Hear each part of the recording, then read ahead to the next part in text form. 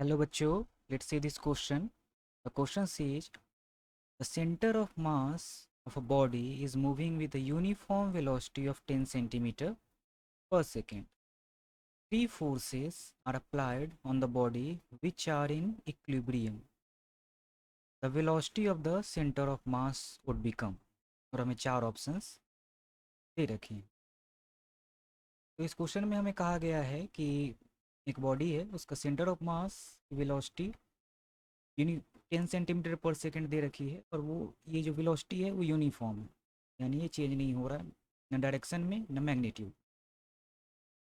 अब उस बॉडी पर तीन फोर्सेस हमने अप्लाई किए जो कि इक्विलिब्रियम में है, यानी ये सारे तीनों फोर्सेस है एक दूसरे को कैंसिल आउट कर रहे हैं, और जो नेट फोर्स बॉडी पर है वो अभी जीरो है। तो हमें पूछा गया है कि सेंटर ऑफ मास का वेलोसिटी क्या होगा, चेंज होगा, कैसे चेंज होगा, नहीं होगा तो क्यों चेंज नहीं होगा।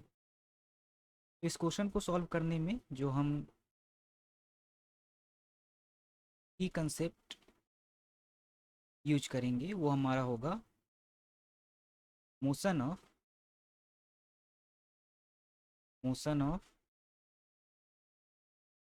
सेंटर ऑफ मास।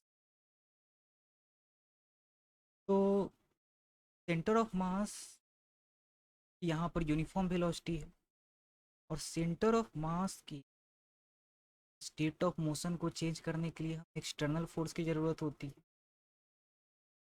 हम अगर मैथमेटिकली बात करें, अगर कोई एक्सटर्नल फोर्स होगा एफ एक्सटर्नल, तब हमारा ये हो जाता है mass multiplied by acceleration of centre of मास।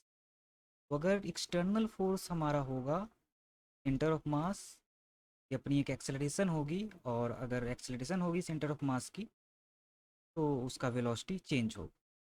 लेकिन यहाँ पर हमें दे रखा है कि जो मास है, जो बॉडी है, उस पर तीन फोर्सेस तो अप्लाई हो रहे हैं, तीन फोर्सेस